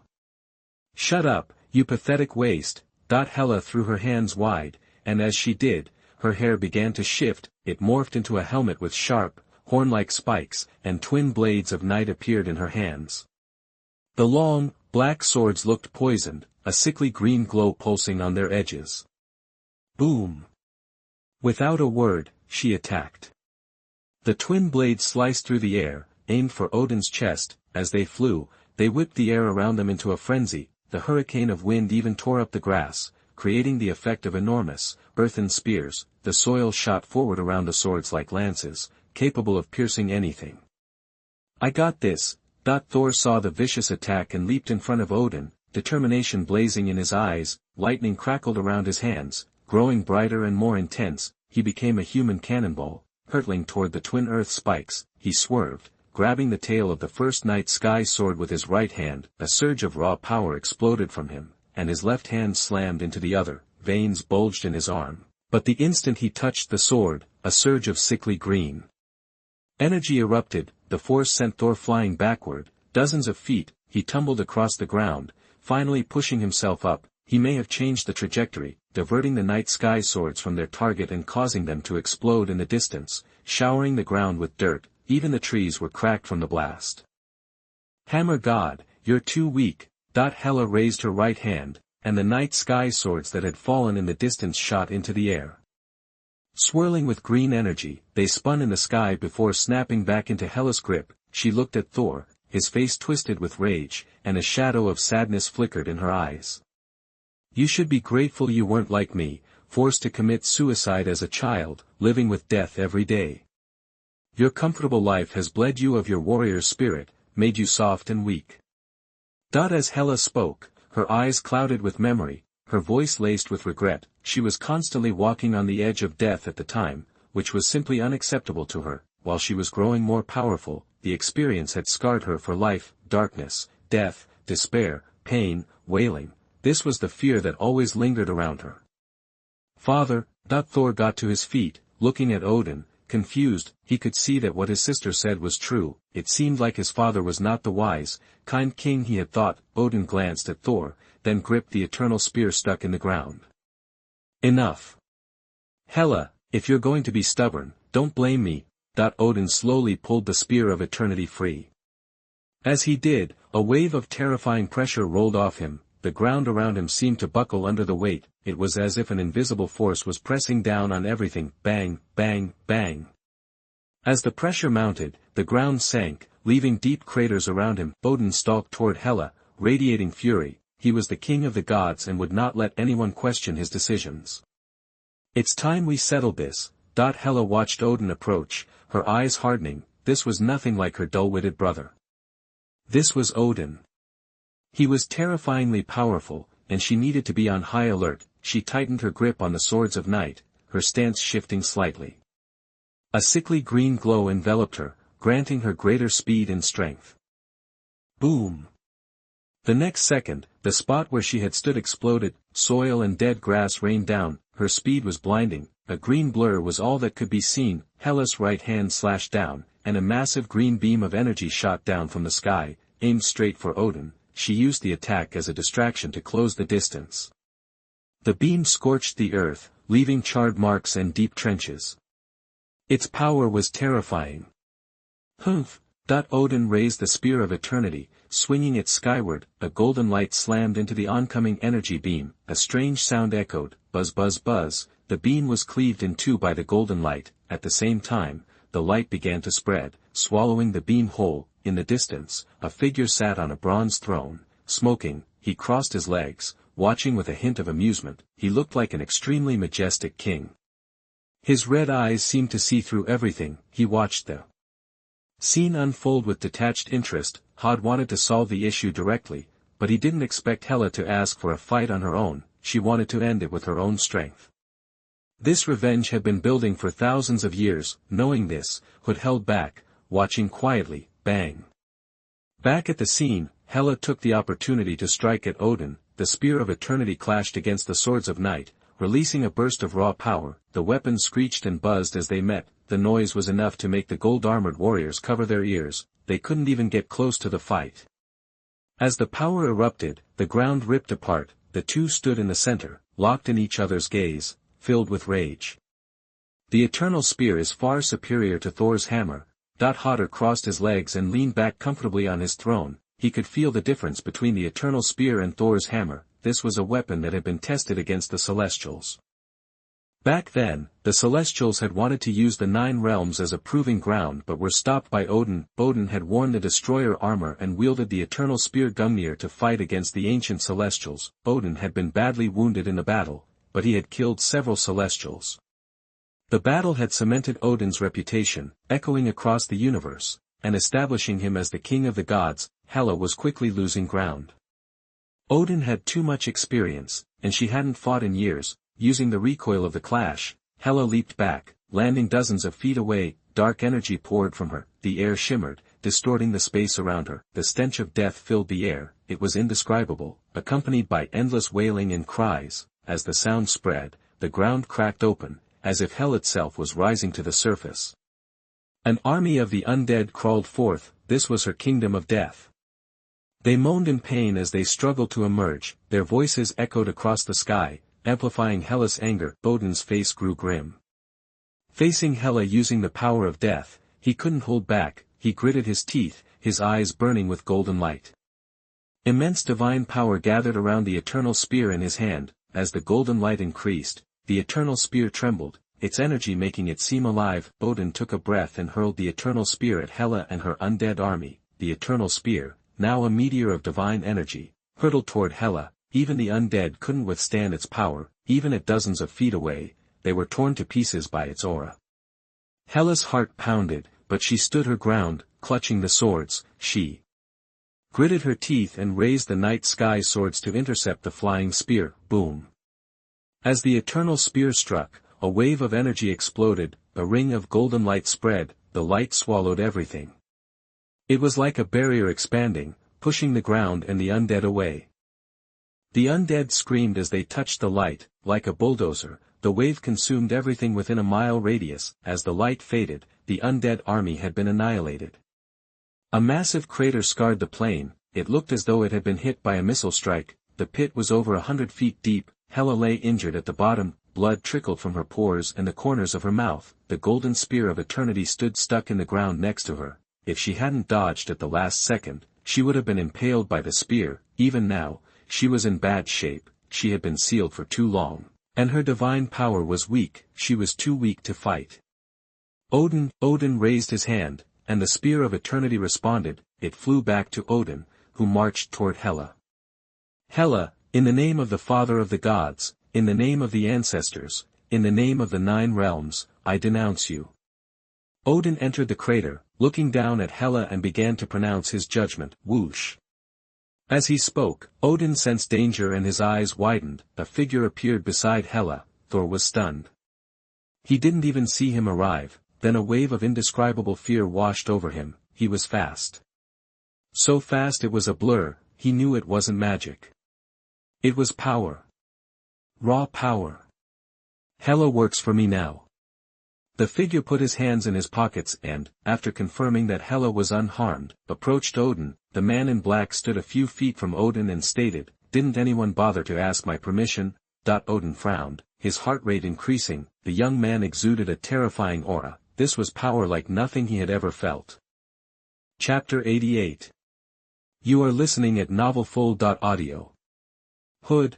Thor's memory kicked in. He recognized Hood from a photo in Tony's Avengers office. Tony didn't usually display pictures of other people so prominently. Thor had casually asked his name at the time, so it stuck with him.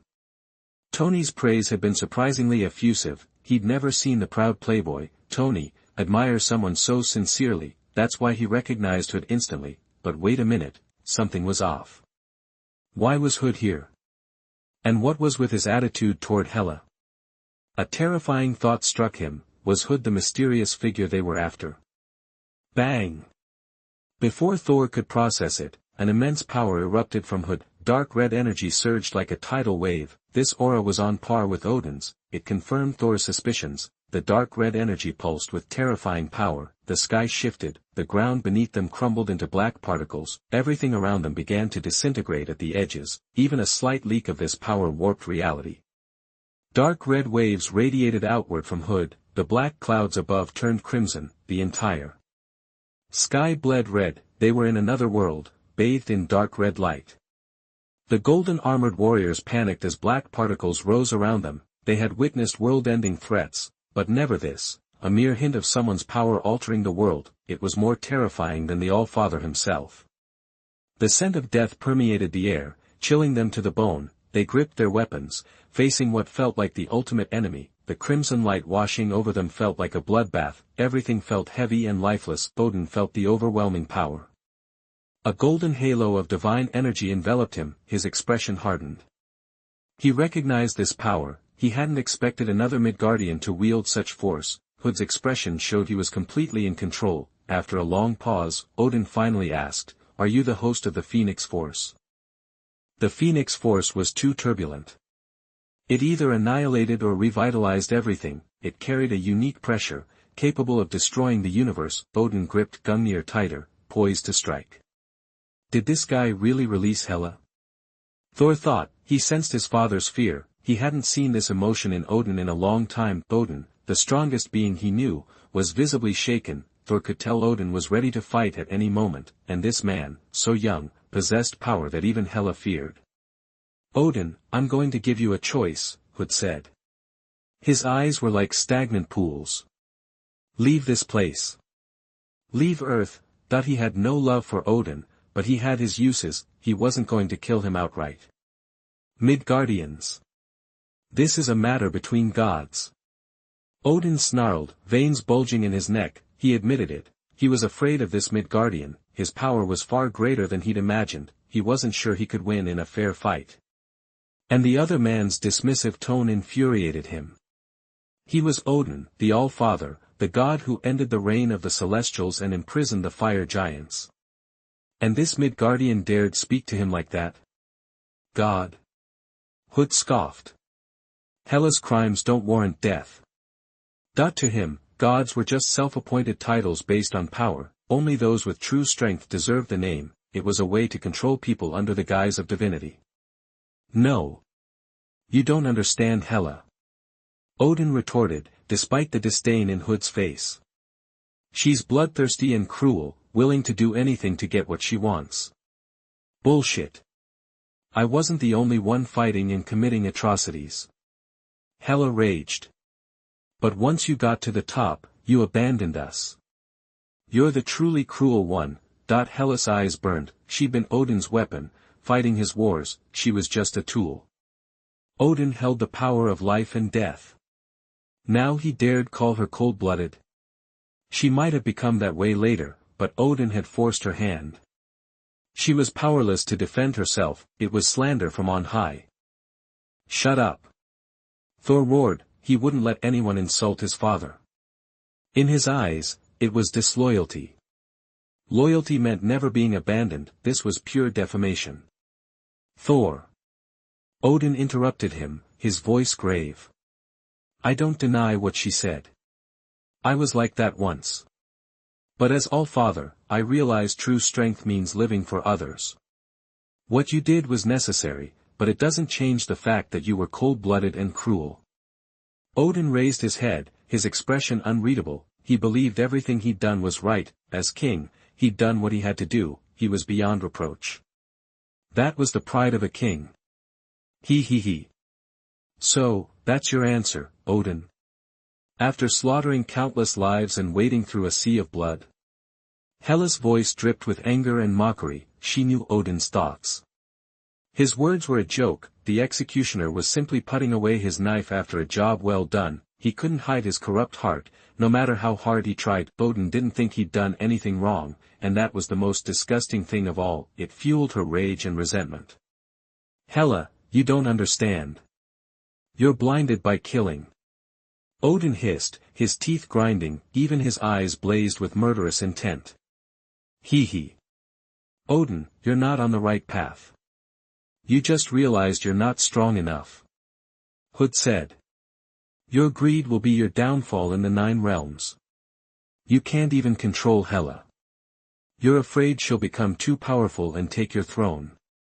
You're not enlightened, just afraid.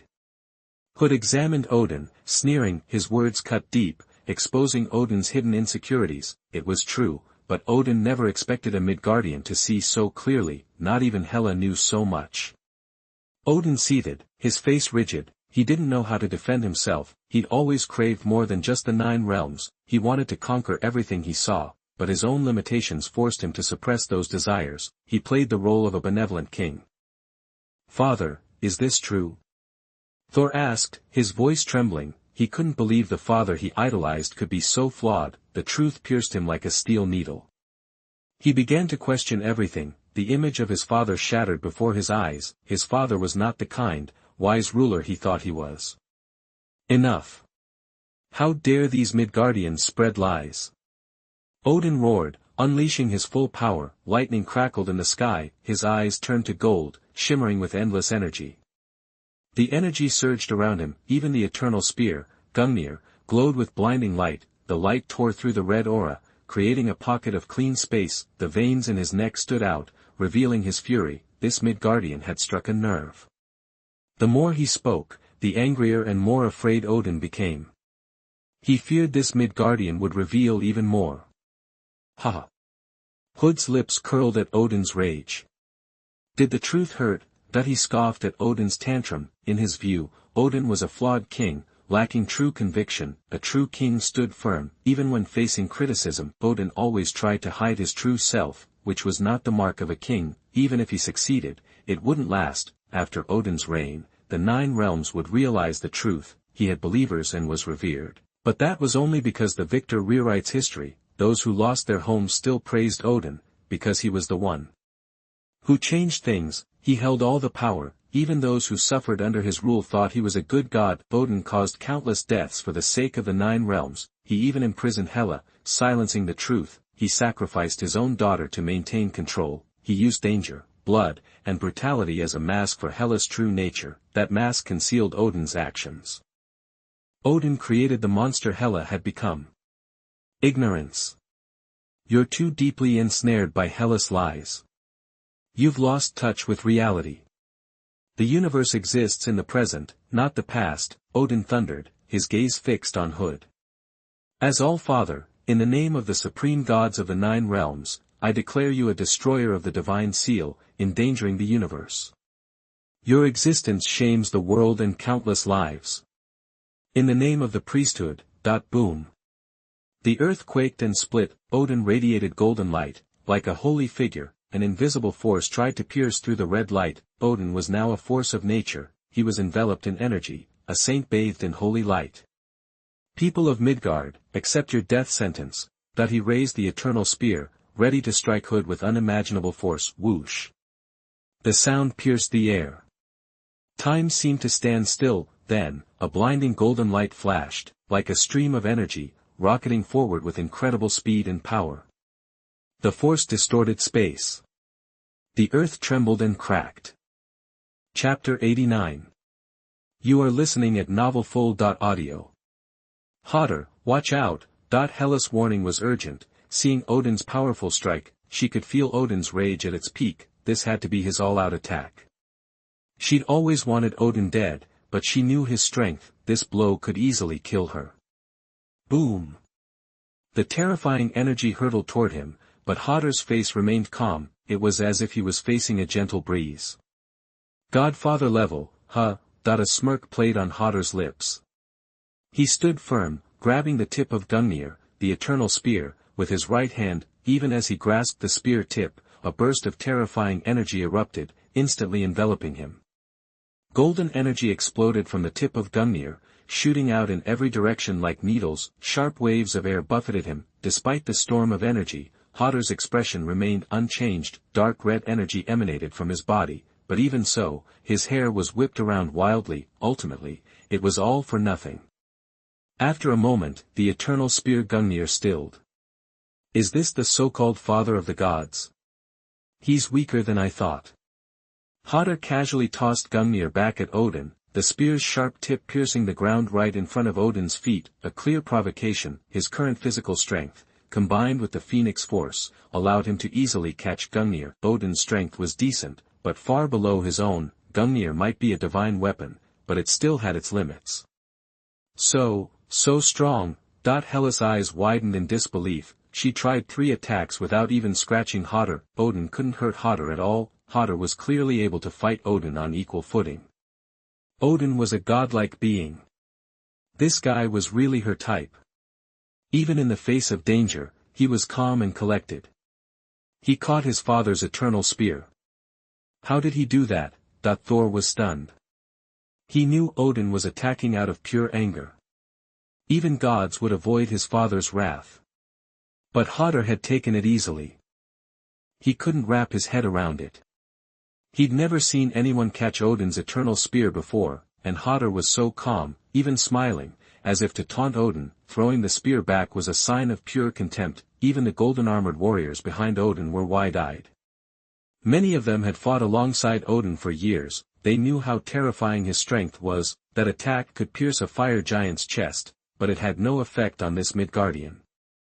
This Midgardian is powerful. King Odin must not have been using his full strength.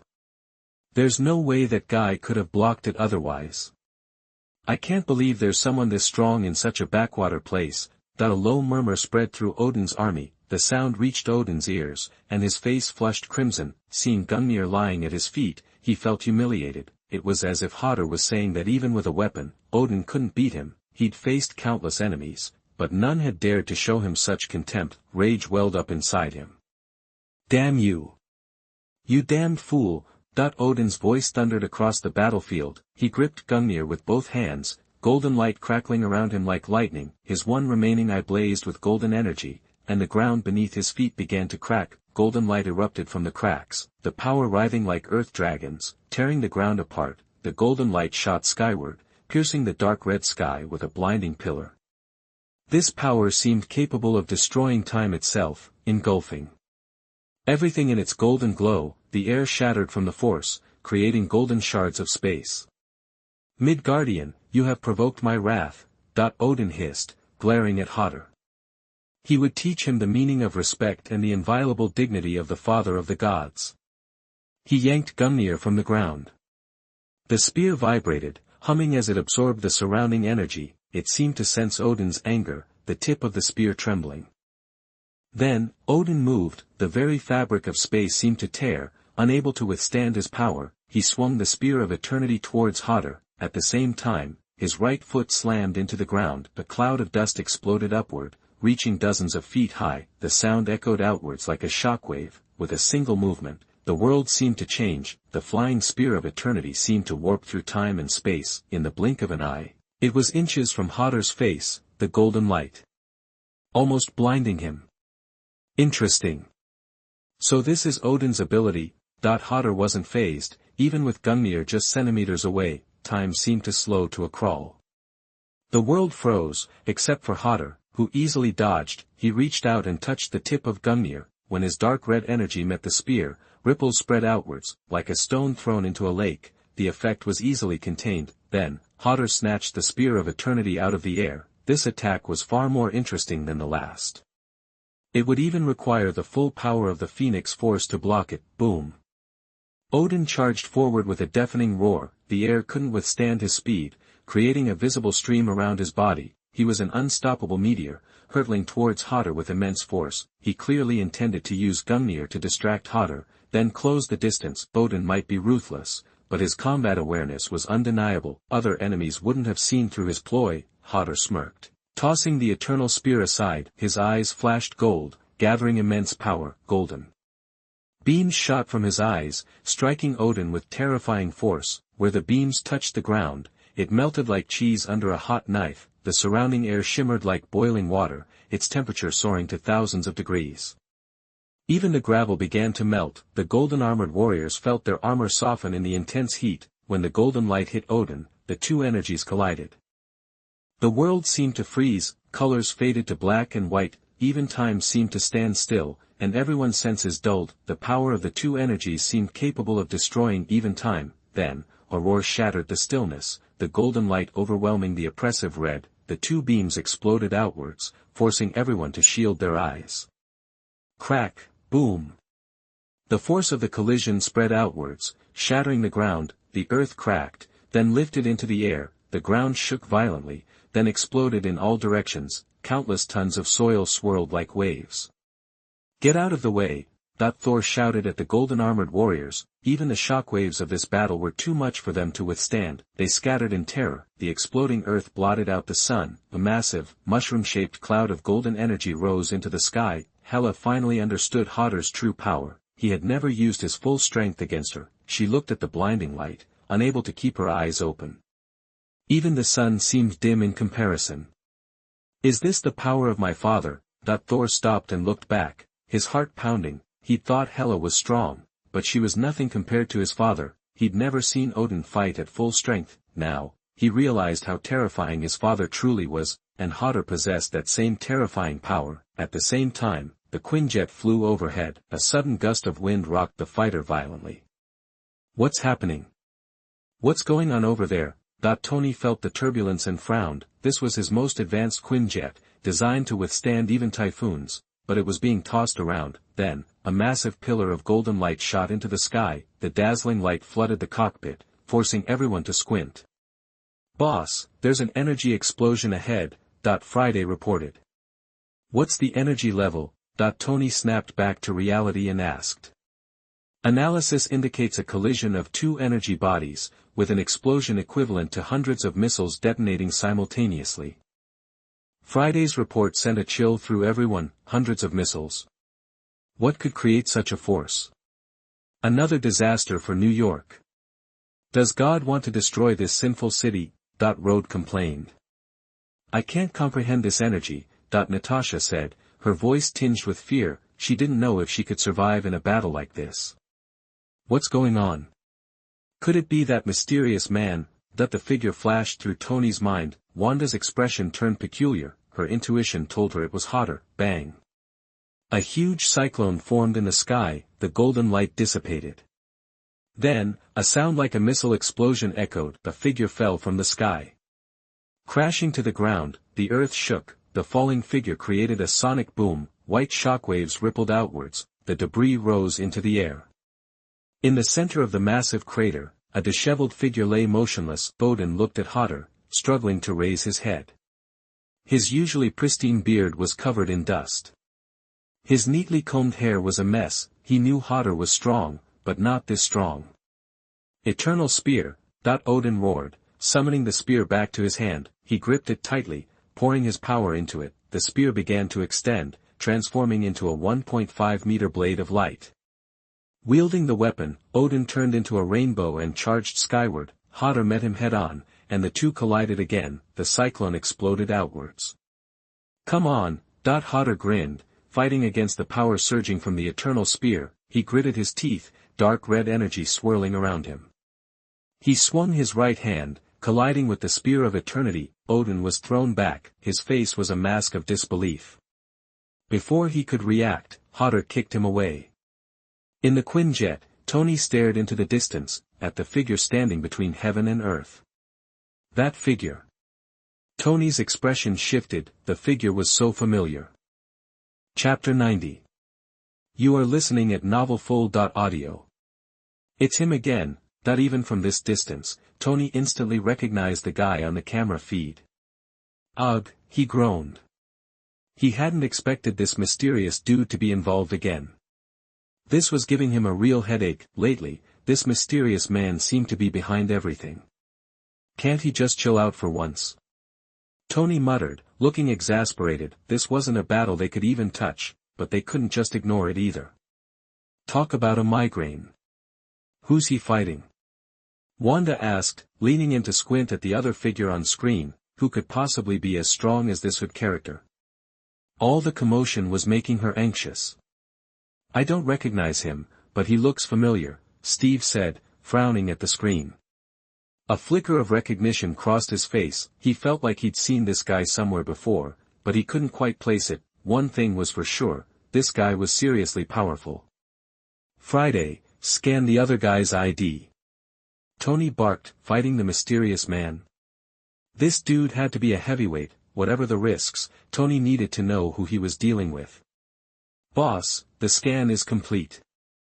Based on the data, the mysterious man's opponent is likely Odin, the king of Asgard. Friday announced. The room went silent. Everyone was stunned. No one had imagined that the mysterious man would be fighting a god. They all knew Norse mythology pretty well, and that made them even more aware of just how powerful Odin was. Odin was the top dog of all the gods. Even Thor had said, more than once, that Odin was his father, and Thor had admitted that he could never beat his dad. That showed you the kind of power they were talking about. And now Odin was going toe-to-toe with this mysterious man. So, what started this fight? Steve asked, cutting to the chase. After all, even though the mysterious man was powerful, he'd never hurt humans unprovoked. He didn't seem to want to throw his weight around. There always seemed to be a reason for his appearances. Everything pointed to him being on humanity's side, but now he was fighting Odin. Something didn't add up. And even if they wanted to get involved, they had no idea which side to back. I think this has got to be about Hela, Tony said, pointing to a figure on the screen. Thor probably dragged Odin here to deal with her. That a light bulb went off for everyone in the room. They all knew Hela worked for the mysterious man, so taking her would require his okay, but this hood guy seemed like a real hard-ass. They probably butted heads and a fight broke out. This mysterious dude is nuts. He just starts a fight with Odin. Rhodey sighed, sounding stunned. Honestly, they should be on the mysterious man's side. If it wasn't for him, they would have fallen apart a long time ago, but Thor was their teammate, and plus, there's no way to intervene in a fight between gods. Heck, just getting close was probably suicidal. Hod will be alright, right? Wanda looked at the intense battle with worry, praying under her breath. She knew Hod was strong, but still, it was Odin, the freaking father of the gods. He had to be crazy strong, with centuries of experience. A god, after all. Even from a distance, Wanda could feel his overwhelming energy. What do you think about this fight? Natasha asked Wanda, noticing her concern. They all wanted to know where things stood. Even though the mysterious man is strong, he messed with the wrong guy. He's fighting the god king, Odin. Steve said, sounding pessimistic about the mysterious man. Thor had gone and found the heaviest hitter in their god squad. The mysterious man didn't stand a chance against Odin. I agree. How can us humans ever measure up to the gods? Rhodey nodded. The mysterious man might be strong, but he was still just human. Wanda just looked even more worried, but all she could do was worry. Even with her chaos magic, that this was a battle she couldn't even begin to approach. Resisting the shockwaves would be a feat. Boom, star, dust and smoke filled deep space, lit with golden light, and the endless light dispersed the dust and fog. Heat waves surged, and the ground trembled. No way. Odin's on the losing side. Rhodey's jaw dropped as he watched Odin get slammed into the ground. Was this guy even human? This was Odin, for crying out loud. Seeing Odin get tossed like that was beyond belief. Through the dust, Odin climbed to his feet, looking stunned and furious. He never imagined a Midgardian could have this kind of power. Even the way he wielded the Phoenix Force was off the charts. He was one of the most powerful Phoenix Force users in the universe. Young man, I'll admit you're strong. Odin's one eye blazed with golden light, becoming more intense. Even though he'd just been buried in dirt, he didn't look defeated. He hadn't used everything he had just now. He had a trump card, he just didn't want to use it. It always had side effects, but to take down this kid? He'd do it, no matter how much he didn't want to. Old man, you holding up all right? Hod grinned, landing lightly on the ground. He jammed his hands in his pockets, never breaking eye contact with Odin. His words were dripping with mockery, like he was just doing a light workout. He even yawned, just to rub it in, but he had to admit it, Odin was proving to be a tough target. Even if he put more power into his attacks, he didn't have to worry about killing Odin, a perfect punching bag. Anyone else would have been vaporized in a hit. Oh, I hope you'll still be standing when this is over. Odin's eyes flashed. Hod knew just how to get under his skin. He took a deep breath and gripped the spear of eternity. He said, to the spear. For the 9 realms, for Asgard, let the gods and ancestors grant me supreme power, so the old man, who is staggering in the dim light of the embers, can once again dedicate himself.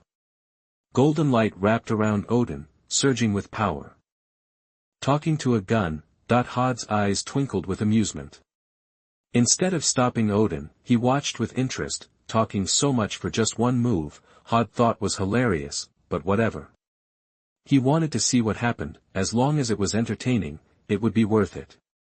Boom! A prehistoric power erupted. A shockwave rippled outwards. The blast contained an irresistible force. Odin's body was changing. He seemed to grow taller, and his pale hair turned golden, rejuvenating. His eyes sharpened. Odin went from twilight to a newly forged sword. The power was like a blade. What is that? Hela's face turned pale in the distance. Her legs shook. Father's divine power. She knew how terrifying this was. She'd never felt anything like it before, not since Odin fought the Celestials. Thor's eyes went wide, and he threw his arm up and yelled, "Long live Asgard!" Asgard will win. He had thought Odin was no match for Hod, but now, he could see his father's true power. Odin was like an abyss. It was impossible to measure his strength, like an endless ocean. Long live Asgard! Asgard will win. The golden-armored warriors raised their weapons and shouted after Thor. Is this the God King? Tony choked. The power was impossible. He couldn't resist. Odin looked like a god in the sky. I didn't expect Odin was this strong. Steve's heart pounded. This was no longer a force that humans could even comprehend. Hood, has to be okay. Wanda's power sparked. She wanted to help Hod, but she knew she would just drag him down. Not bad, that's more like it. Hod's eyes flashed. He had considered going all out. He'd fought Dormammu, but it was meaningless to fight something that could just keep coming back. This Odin seemed more interesting, and he wanted to test him. It was time to unleash everything. Dark red light surrounded his body. The zodiac charms flashed under his clothes. If he wasn't worried about completely breaking the universe, he would have unleashed the doomsday. He wasn't about to throw his life away to Odin. He wasn't bored enough for that. Boom, star. For the glory of Asgard. Odin roared. He charged Hod, swinging his spear. Power surged, and golden light blasted towards Hod. The surrounding area was destroyed. Rocks shattered, the clouds scattered and became rain. Under the dark red light, it was like bloody rain. Boom, star. Hod's body flared red. Hod dodged. The movement was so fast, he left an empty, rainless space. The next second, with a loud crash, Hod and Odin collided. Dark red and golden lights shot into the sky. It's over, Odin's going to win. Hela gritted her teeth. She had known about Odin's ability to reach his most powerful state. It just took a little time to activate, but Hod had let him. Odin would become terrifying. Father will destroy Hod. Thor clenched his fists. They collided, sparks flying. In the Quinjet, the Avengers looked conflicted. They didn't want to fight at all. It wasn't a good thing. The next second, the two figures disappeared. The speed was getting faster, and faster. The shocks shook the air. Odin channeled power into the eternal spear. The spear exploded with energy, causing a gale. The spear stabbed at Hod. Hod just threw up his fist to block. Bang, star. The moment they connected, Odin's arms went numb. How is this possible? This is a divine weapon. Odin started swinging his gun continuously. Once. Twice. 3 times. Each swing got stronger, but Hod just blocked it with his body. Looks like the gods aren't helping. Hod grinned. The eternal spear. It's nothing. Odin trembled with anger, and put all his strength into the spear. An aura of destruction rolled off him. The sky rumbled. Odin swung. The golden light came out and swallowed them.